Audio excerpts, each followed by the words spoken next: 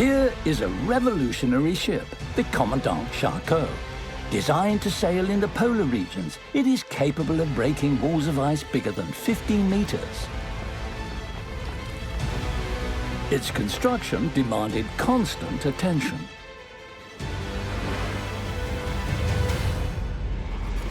This icebreaker is powered by natural gas to reduce its impact on the environment.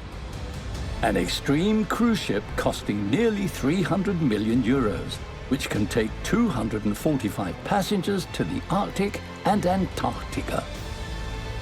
More than 1,300 designers, engineers and builders across Europe have combined their efforts to create this unique polar exploration vessel. It will have to ensure the safety of passengers and crew members in the most extreme environments. It is the culmination of 6 years of hard work and innovation. It is the moment of truth. Everyone is waiting for the first test trip in the ice. Welcome aboard the Commandant Charcot.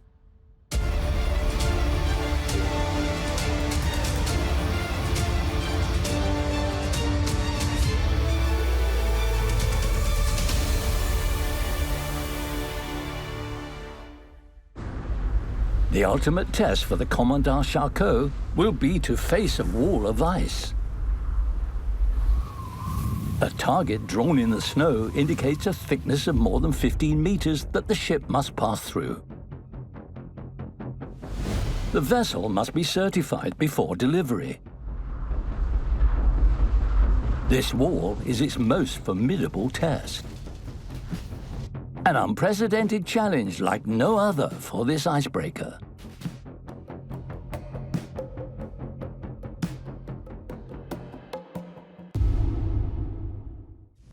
The Commandant Charcot is a state-of-the-art boat. It was designed by the French company Ponant, which specializes in expedition cruises. From the very first pencil strokes, the shipowners sought out the best specialists in boats for extreme cold. Mathieu Petitot is director of new constructions for the company. Since 2015, he has supervised the entire design of the Commandant Charcot. So, Commandant Charcot is a project that lasted 6 years in all, 3.5 years of construction, and before that, 2.5 years of design studies. Experts across Europe have joined forces in perfect synchronization. The construction of the Charcot brought together teams from different shipbuilding, engineering, and innovation companies. And all these experts only had 72 months to make good on this crazy bet. In Romania, the hull is made.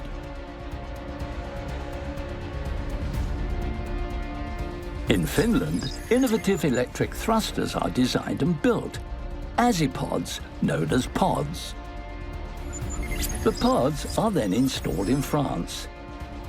It is on these pods that the propellers are installed. In Norway, the fuel tanks that supply the engine with liquefied natural gas are built. It is the first conventionally powered non-nuclear passenger ship with such ice-breaking capability. It's never been done before. This ship, when loaded, weighs 29,000 tons, or the weight of 4,000 elephants. It is 150 meters long, or 1.5 football pitches. With the elegance of a luxury cruise ship and the power of an icebreaker, this boat is one of a kind. And now it must survive the test trip. It's the big day. In Sørvik, Norway, the ship is loaded with tens of tons of food and equipment. In a few hours, the Commandant Charcot will sail towards the North Pole for the test trip, also known as the ice tests. For almost a month, 150 sailors, engineers and experts will experience this adventure. Among them, an explorer called Nicolas Dubreuil. After dozens of missions in the poles, he even settled in one of the northernmost villages of Greenland. During this trip, He will supervise the tests on the ice floe, which is particularly dangerous. We're going to the northeast coast of Greenland, a place where all the ice that comes from the pole runs along the coast of Greenland. Ice that is 5, sometimes even 10 meters thick. It's a cruise ship, but also a polar exploration ship. Etienne Garcia has been a polar expedition commander for more than 15 years. Once the boat is certified, he will be at the helm, alternating with Patrick Machesso. We are going to check the ship's ability to navigate in the ice. We cannot skip any step.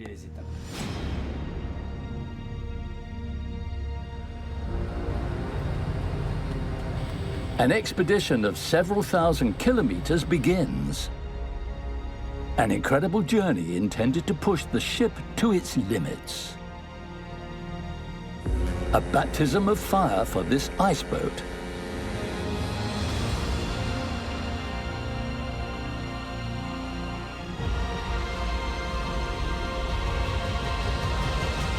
But will this 300 million euro dream live up to its name, the Commandant Charcot, a reference to the illustrious French explorer? And will we meet the tight deadlines? There was a great urgency to carry out these ice tests because we were advancing in the season, and if we'd missed this opportunity, we'd have had to postpone the project for a year. But how does the construction of such a complex machine begin? It is far, very far from the ice that the first pieces were laid. The assembly of the hull began 3.5 years earlier, at the Vard shipyards in Tulcea, Romania. A gigantic puzzle where every weld counts.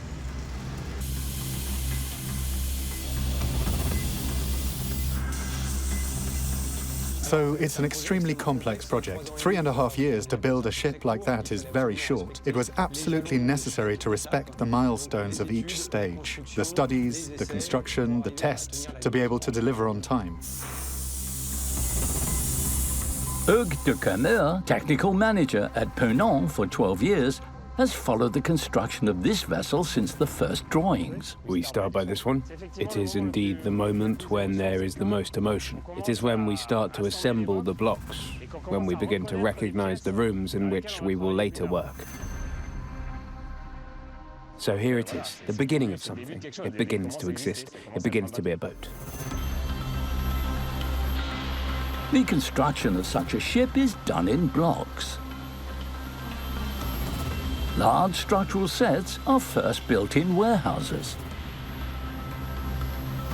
The challenge of building this hull is the assembly of around 120 blocks, like Legos, which must be adjusted to the millimeter on an excessively thick sheet of metal.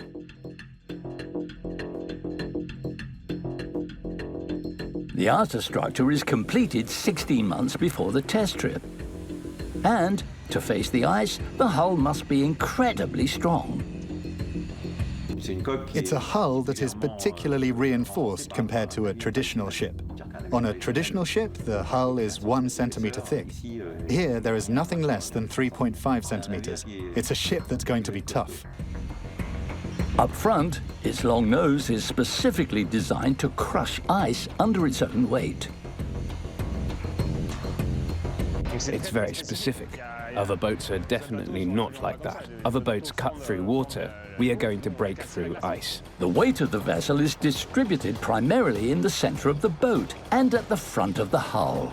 Commandant Charcot advances by crushing the ice, going up to 9 knots, or nearly 17 kilometers an hour.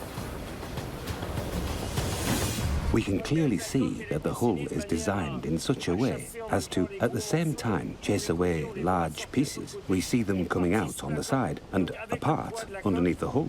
So with the weight of the hull, its design, the ship breaks the ice, and then the propellers finish the job. These propellers are mounted on the pods, a revolutionary propulsion system. To understand how these pods work, head to Finland in ABB, the origin of this unique technology.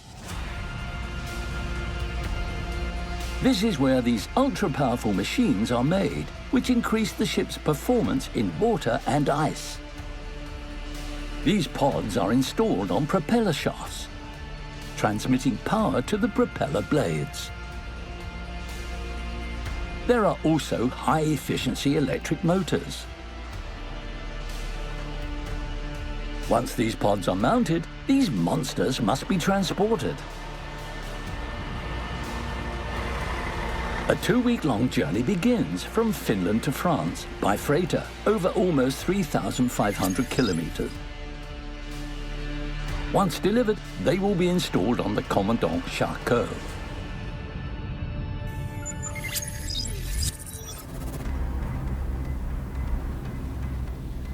One week after the start of the ice trials, the excitement is growing. I was specifically called to see the first ices of the Commandant Charcot. It's a very, very strong emotion. Moments later, the ship encounters the ice for the very first time. Despite the crew's optimism, Nicolas Dubroy remains cautious. You can't go wrong in these areas. There's a beautiful proverb that says, man sometimes forgives, God always, nature never. We can't afford any mistakes. In the race to the poles, ice-breaking ships are a major challenge in world navigation. At the turn of the 20th century, polar ships were not made to break the ice. Great explorers have fallen by the wayside, like Ernest Shackleton, whose crew was stuck in Antarctica for more than a year.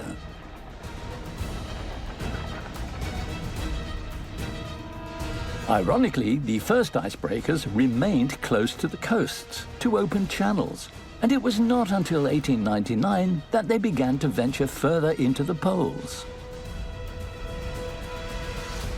In the 1950s, Russia launched the first of a long line of nuclear icebreakers who, since then, still are the most powerful in the world. Here is one of the most significant, inaugurated in 2007. Commandant Charcot is just behind these Russian giants. Today, it is the most powerful of the polar ships not using nuclear power, and the most extreme of the cruise ships. It intends to make history in the field of polar navigation.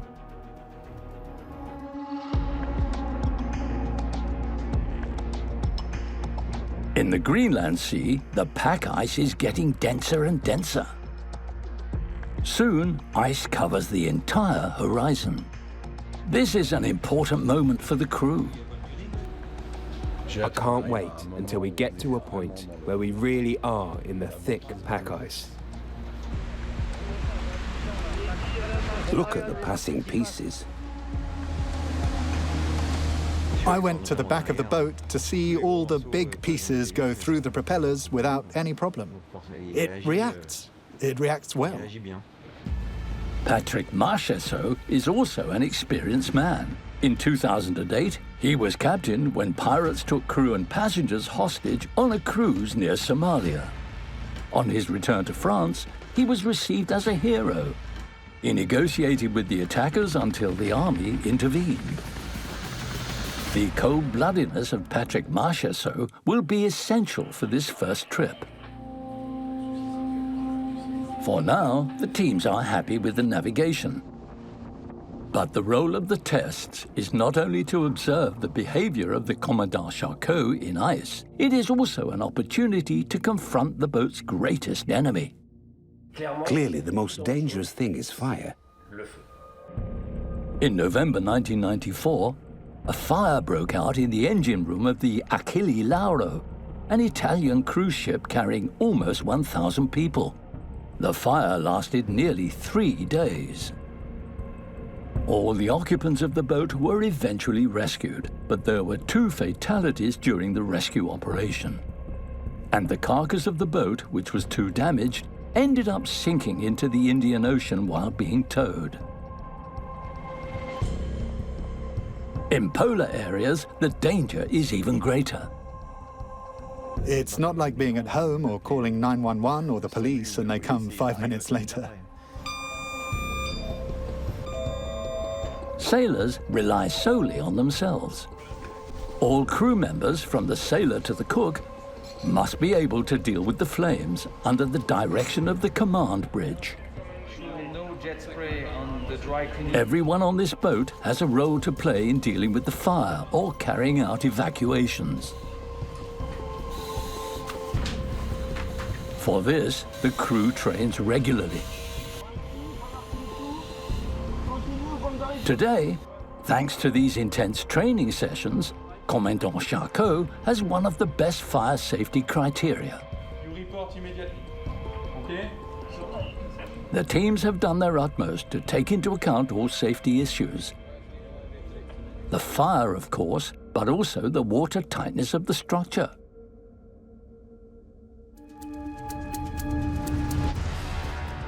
In Romania, Vladislav Sidorinkov-Dupre, an engineer, is closely monitoring the sensitive operation that is about to begin. It's the first time the boat is really going to touch the sea. And it's a moment that traditionally is very, very important.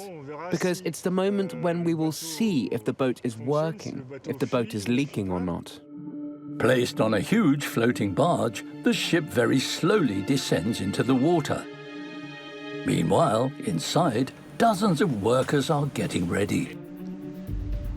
We will control the structure a lot, because it's an icebreaker, so it must be very resistant to shocks, so we have structural reinforcements everywhere. So if the welds are not very well made, it means that there is a possible passage of water which can affect the stability of the boat. So you have to check everything step by step, so that in the end the boat works properly. And if we let small details slip, it will cause disasters in the end. If the boat has a leak, then everything will have to be started again from scratch. And for each day of delay before delivery, the yard will owe the ship owner 150,000 euros. The team must check all the tanks and all the voids in the hold. Nothing must show the slightest sign of weakness. Erg and his team go deep into the bowels of the ship. They must not waste a minute. Every delay is extremely costly.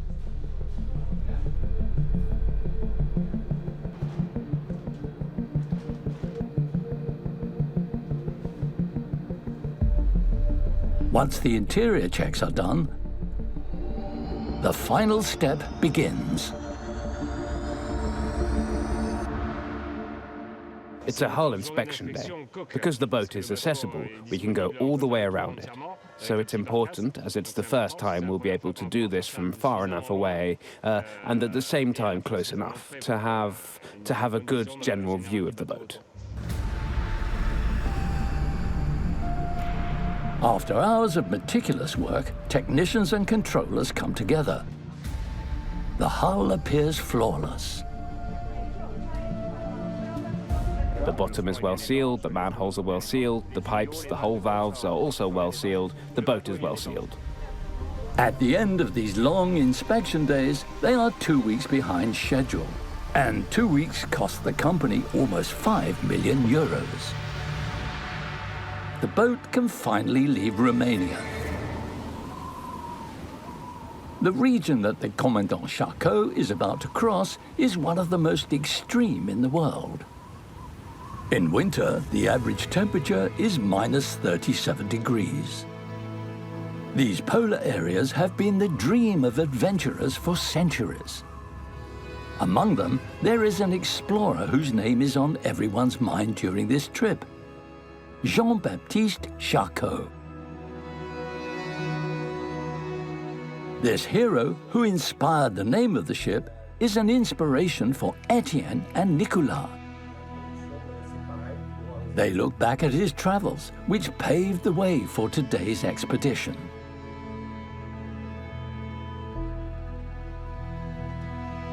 Jean-Baptiste Charcot was an explorer, scientist, and writer. With his ships, called the Pourquoi Pas, he was one of the first to conquer the poles at the turn of the 20th century. Why not? He would say this when people doubted his ambitions as an explorer and oceanographer. It is to generate interest in sea travel, and in particular in the ice. At the time, there were no radars, no sonars. The crew had to constantly monitor the surroundings. The pourquoi pas, a fragile wooden boat, could not break the ice. It had to avoid it and squeeze through the tons of pack ice.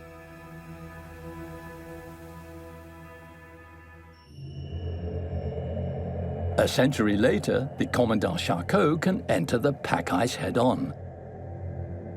But how do you navigate in the ice? How do you identify the different thicknesses? And above all, how do you avoid dangers such as icebergs? The crew installs a very special tool at the bow of the ship. This device is called SIMS, an electromagnetic sounder measuring the thickness of the ice in front of the boat. Above the cabin, traditional radars report everything that is in the area. The coasts, the other vessels in the area. Under the hull, the sonar probes the seabed and all obstacles to avoid at a distance of more than 1,000 meters. Ice navigation is an experienced profession. We are able to see or feel where the ice is going to be a little harder, where it is going to be a little softer, so to speak. To help maneuvers in the ice, the Commandant Charcot can rely on its pods. They are installed in France, in Saint-Nazaire.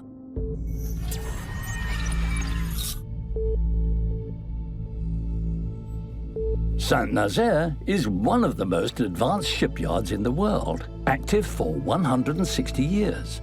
This industrial site extends over more than 100 hectares and specializes in particularly complex constructions, such as cruise ships, megastructures that require engineers and specialized workers.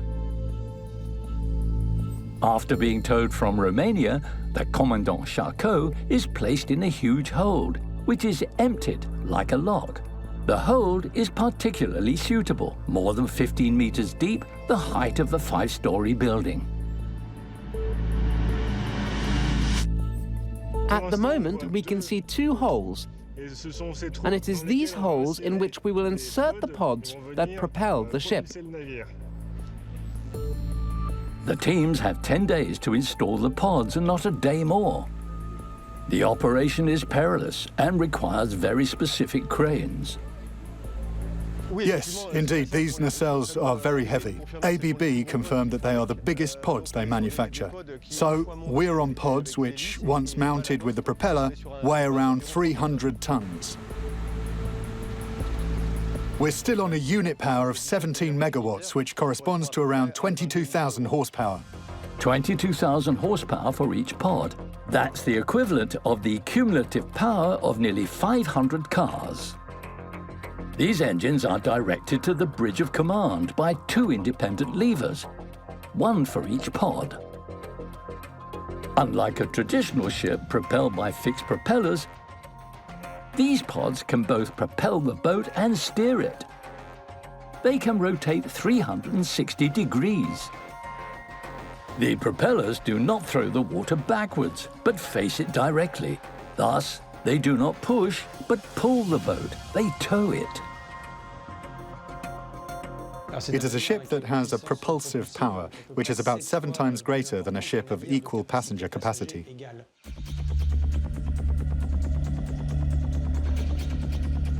On the way towards the coast of Greenland, the control room is on alert. There is a problem, and this time it is not a test.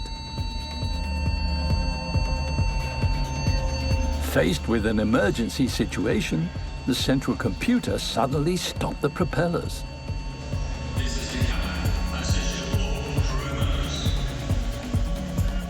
The curves are going crazy on the computers. But we can see there is a problem. We had a propulsion trip, i.e. a safety disconnection from propulsion, which means something has happened to the engine. No one expected this problem. Is it a design flaw? The boat must be stopped immediately. Getting stuck in the ice is not an isolated threat. In 2013, a Russian ship, the academic Shokalsky, found itself stranded in Antarctica with 74 people on board. The Chinese icebreaker, Zhulong, coming to its rescue, could not get closer than 10 kilometers because the ice was too thick, and the rescue operation was cut short. Over my shoulder on the horizon here is the Chinese icebreaker, the Zhulong. Now, unfortunately, it too has become stuck in the thick sea ice that you can see all around us. The two boats will remain prisoners of Antarctica for 5 more days. Will the Commandant Charcot suffer the same fate, becoming a prisoner of the ice? Will it have to be rescued?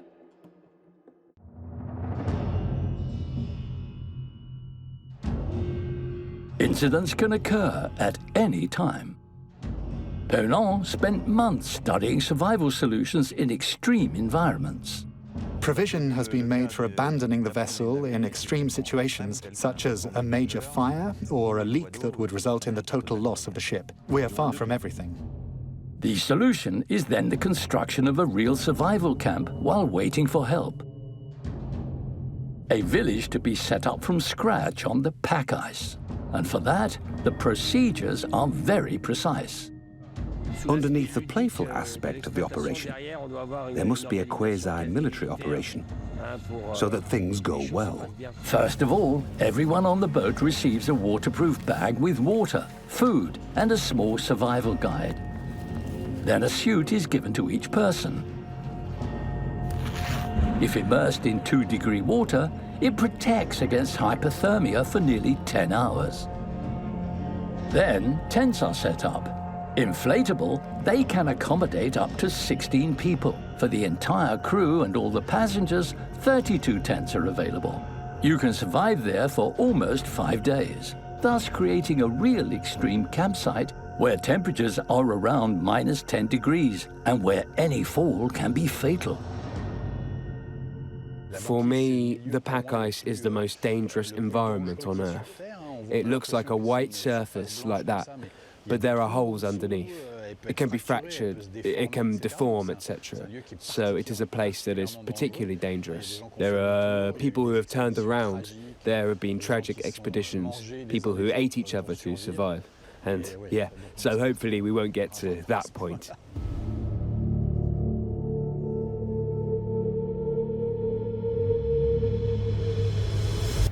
Back to ice tests.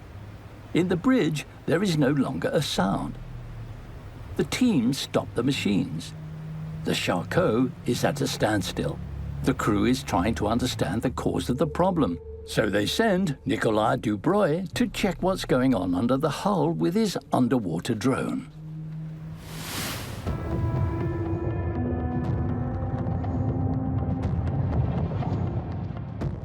What Nicolas discovers is a complete surprise.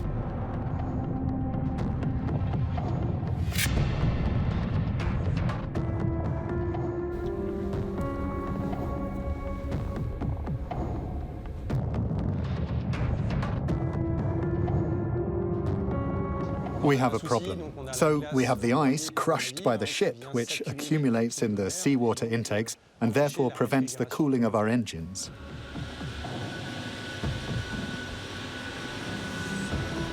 We did everything we could to break up the very, very hard ice. And in fact, we find ourselves faced with softer ice, which is even more difficult to cross. They have no choice. The pipes must be unblocked as soon as possible. To solve the problem with the water circulation and refrigeration, we had to adjust our systems to return hot water to the seawater intakes in order to melt this ice plug.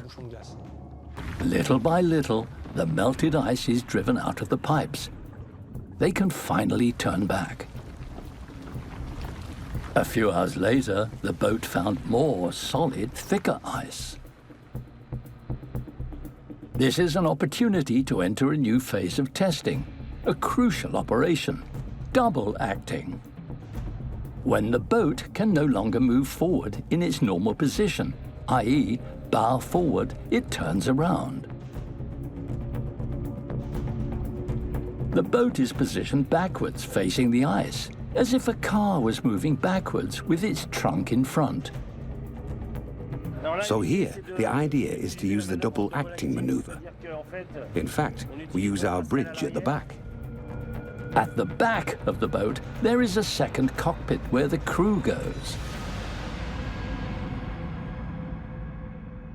It's the propeller's turn to play their role. They must be exceptionally strong. Each propeller blade weighs 7 tons. That gives you an idea. The propellers are not like those of ordinary boats. Here, they are shorter and thicker. A conventional propeller on a ship is made of bronze alloy. Here, we use a more resistant stainless steel base, which gives the propeller the ability to crush ice. Like a blender, the Charcot overcomes the biggest obstacles. But before the real thing could be tested, it had to go through a whole series of tests. Ponant has collaborated with Aker Arctic, a company specializing in ice navigation. For more than 50 years, the design of icebreakers has been carried out in tanks, where miniature models are confronted with artificial ice to observe the behavior of the hull and the propellers through compact ice.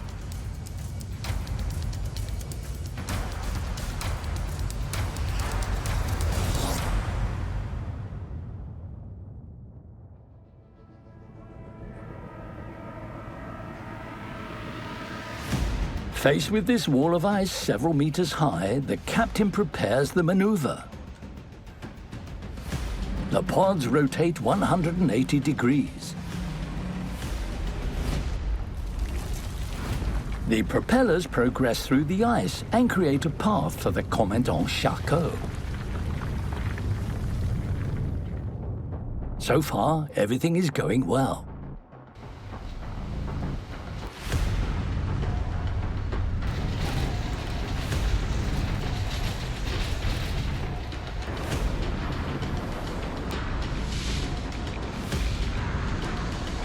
But soon, in the cabin, the men are becoming tense.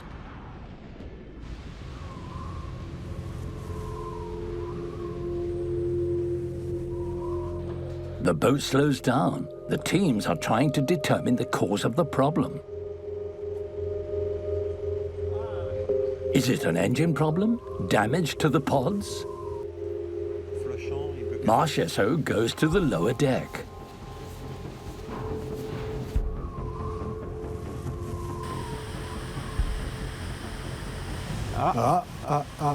There we go. It doesn't want to. Nothing goes as planned. The ship is blocked again. It's hard. So I think it is a combination of much greater thicknesses than what we have had so far, and an ice that acts like a glue. So we are in need of some clarification. It's a bitter blow for the 150 people on board. The teams have spent hundreds of millions of euros to design a monster of power, which is challenged by these ice conditions. Yes, we are in trouble. Especially with the centerboard here. The great uncertainty up to that particular point was this: does the ship work?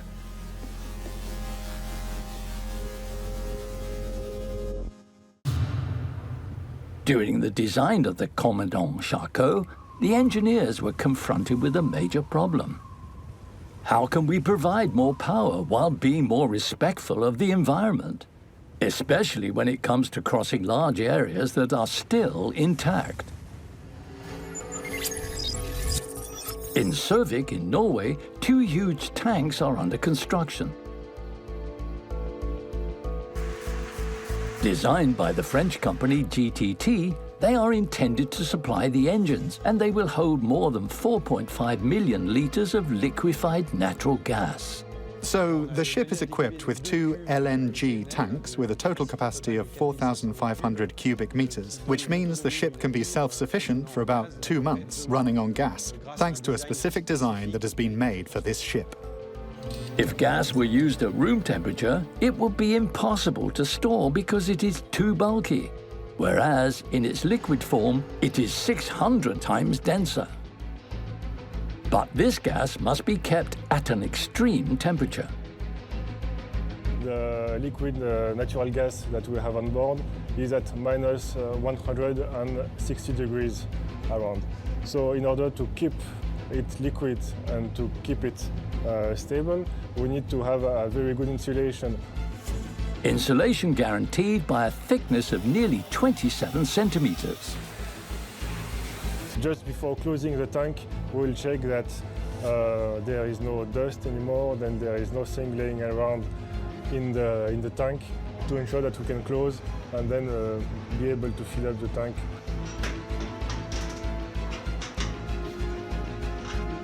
If we have a hole, it means that later we'll have a leak, and a leak of a liquid at a minus 160 degrees, it can do a lot of harm to the vessel structure. Natural gas is a flammable gas, so you have to be extremely careful. There are very strict regulations governing its use in order to limit the risks. The tanks must be able to withstand any impact. They are designed to be dropped more than 8 meters without piercing.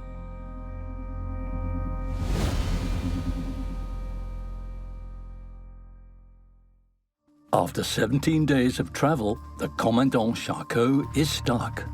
During a double-acting maneuver, the boat failed to cross some particularly sticky pack ice. Too soft, these ices are real traps for the machines. The only solution to get out of it is to give up passing the obstacle and return to open water. For the teams, every failure like this is wasted time, and they don't have any time to waste. The ice tests were carried out a month before delivery. We had to avoid the slightest problem, whether on the gas chain or on ice performance, in order to meet the delivery deadline. The Commandant Charcot is free again. The teams must quickly find an area with more compact, colder ice. 48 hours later, they finally found a suitable area which should allow the ultimate test of the ship. It's the big day. It's time for the ship to take up its biggest challenge: crossing a gigantic wall of ice. But to properly identify this target, you have to go down on the ice floe, take measurements.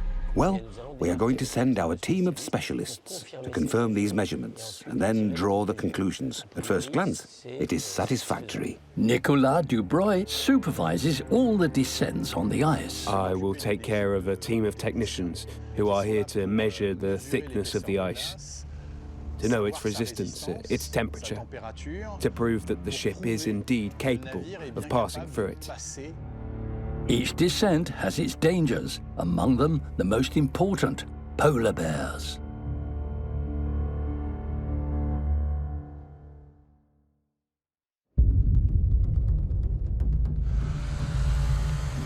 The men are looking for large walls of ice called compression ridges. These ridges mark the junction between the sheets of pack ice which, by overlapping, create the greatest heights of ice. This one protrudes from the ground by almost 4 meters. Underwater, this height must be multiplied by at least 3. The teams are particularly enthusiastic. They have just measured 15 meters of ice. This ridge is the right one. We really are going to be at the extreme of what the ship can do. It's going to be really interesting. Yeah, I hope that it'll work. Will they manage to get through this extraordinary challenge? The men found a submerged cliff.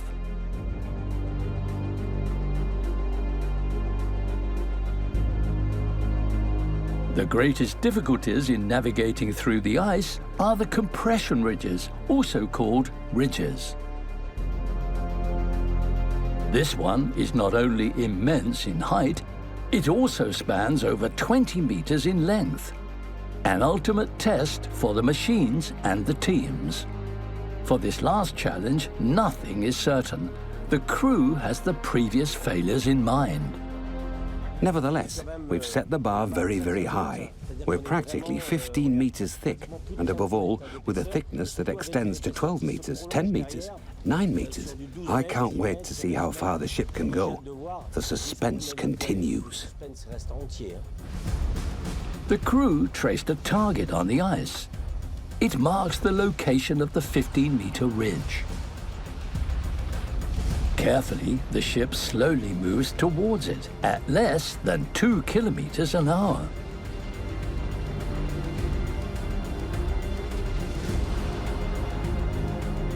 We must also be careful not to get stuck, because in fact the idea is to clear the ice towards the front of the ship, since we are attacking it from the rear, in order to disengage and not end up with too much ice towards the front, which you would not be able to clear, which would block the ship. Potentially, that would be the worst case scenario.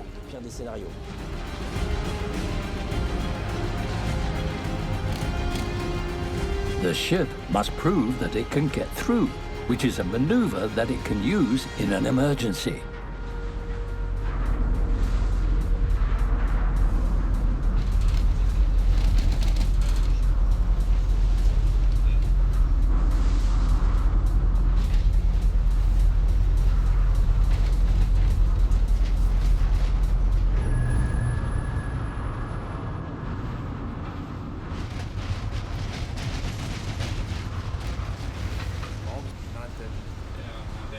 In the first seconds, nothing happens.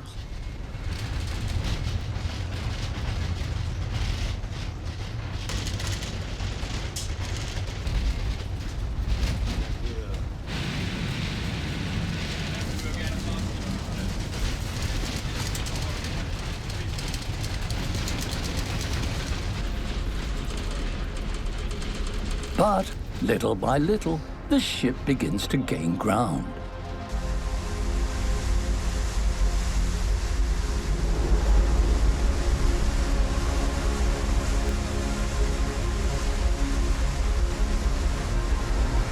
And suddenly,